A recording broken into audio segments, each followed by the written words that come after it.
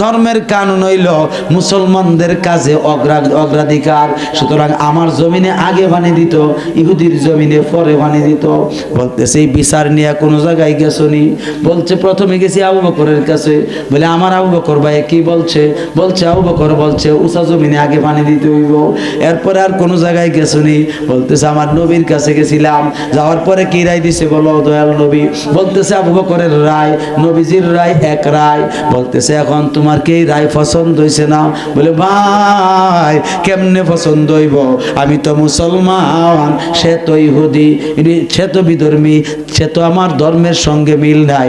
এখন তার কাজের মধ্যে আমি কেন তাকে আমার আগে দেব? এটা তো আমি হইতেই দেব না।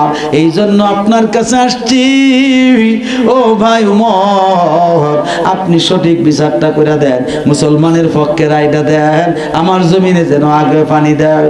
এবার হযরত উমর মুচকি হাসি দিলেন, হাসি দিয়ে বলছেন আনসারী সাহাবীরা,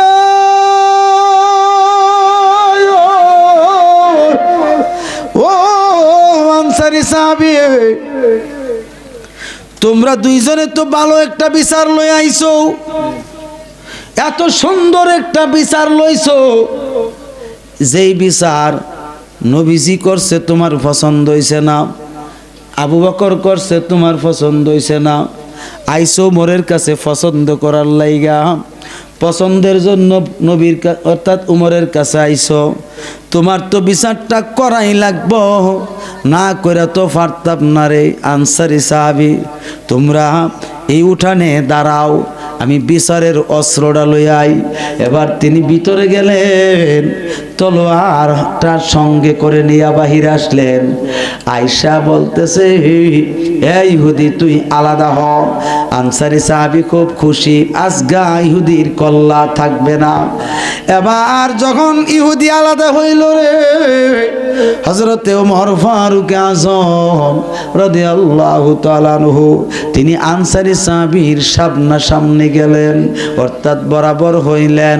বরাবর হইয়া জিজ্ঞেস করে, এ আনসারী সাহাবী, তুমি তো আমার নবীর কালেমা পড়া মুসলমান, তোমার কাছে আমার নবীর রায় ভালো লাগছে না, আর আমি উমরের কাছে বিচার হইল একটাই, যার কাছে আমার নবীর রায় পছন্দ না তার বাচ্চা থাকার দুনিয়াতে কোনো অধিকার নাই। সঙ্গে সঙ্গে তলোয়ার দ্বারা কল্লা ফালাইয়া দিল।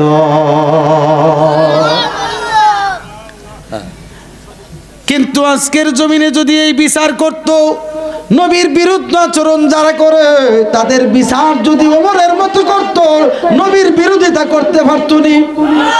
জোরে কর না কেন? জোরে কর না কেন?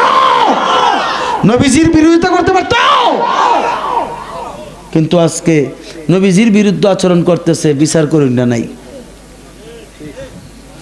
আইন আদালত সব তাগো। কথা ঠিক কিনা? ভুল কইছি? আপনি দেখেন না, তারপর দলীয় একজনকে একটু আঘাত করে দেন না, যদি আপনার ভাই 10 গাড়ি পুলিশ না আইছে, আর যদি মনে করেন যে হ্যাঁ আপনার মাইরা বাপের নাম বলাই দিয়ে যা, হ্যাঁ, এরপরও আপনি থানাত গিয়ে একটা মামলা দায়ের করতে না, নিতই না, এটা আপনার কাছে খারাপ লাগবে আমি জানি। এই রায়টা যখন দিল আমার নবী মজলিসে তাইকা মুস্কি মুস্কি হাসতেছে চোখ বন্ধ করে। আবু বকর জিজ্ঞেস করছে, হুজুর কি হয়েছে? একটা বিচার হয়েছে আজকে কঠিন বিচার হইল উমরের বাড়িতে। নবীজি ওই নবীজির হুজরা শরীফে বসে বসে চোখ মুবারক বন্ধ করে মুস্কি মুস্কি হাসে। জোরে কর না সুবহানাল্লাহ। বিচারটা হয়েছে কই? উমরের বাড়ি। দুনিয়ার কোন মানুষের কাছেও যদি বিচারটা পছন্দ না হয়, আল্লাহর কাছে পছন্দ হয়েছে।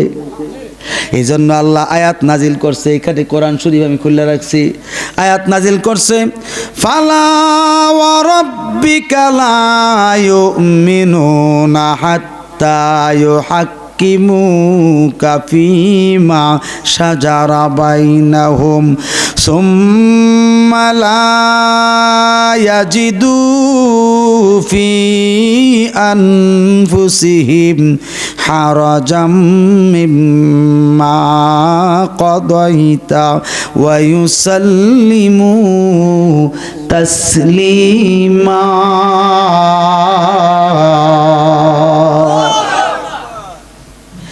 আল্লাহ পাক বলেন হাবিব ফালা ওয়া রাব্বিকা আপনার রব আপনাকে বলে দিতেছে লা ইউমিনুনা তাদের মধ্যে কেউ ঈমানদার হইতে পারবে না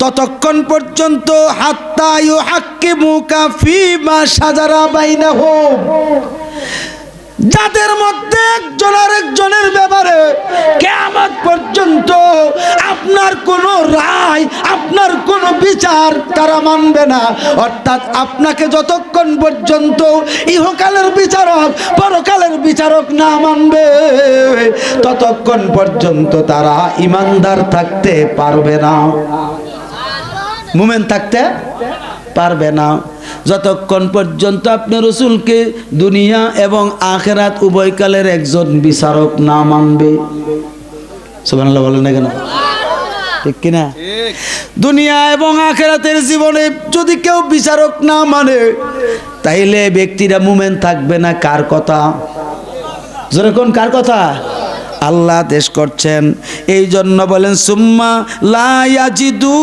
ফি আনফুসিহিম রাজাম মিম্মা কাদাইতা ওয়া ইউসাল্লিমু তাসলিমা ওই ব্যক্তিরা ঈমানদার থাকতে পারবে না ওই ব্যক্তিরা দুনিয়ার জমিনে বিচার আচার করতেই হবে তাকে তওবা করায়া তাকে মুসলমান আত্মসমর্পণ বানায়া তওবা করায়া নতুন করে মুসলমান করতে হবে আর নাইলে কল্লা আর নাইলে কি কল্লা কিন্তু ইমামে আজম বলছে এইভাবে কল্লা ফলাইলে তো আর মানুষই থাকতো না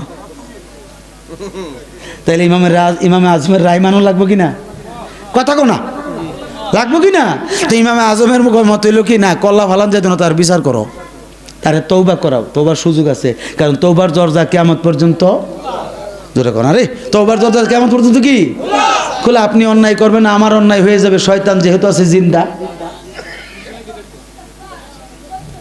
সুতরাং নবীজির রায়ের উপরে আর কোনো রায় নাই তা এখন বলেন শরীয়তের কানুন কি উঁচা জায়গায় আগে পানি দেওয়ান না নিচু জায়গায় মন থাকবো নি আবার কিন্তু গেঞ্জাম করি না পানি লিয়া একটু মহাব্বতে দরুদ শরীফ পড়েন একটু মহাব্বতে জিকির করেন আল্লাহ আল্লাহ আল্লাহ আল্লাহ আল্লাহ আল্লাহ আল্লাহ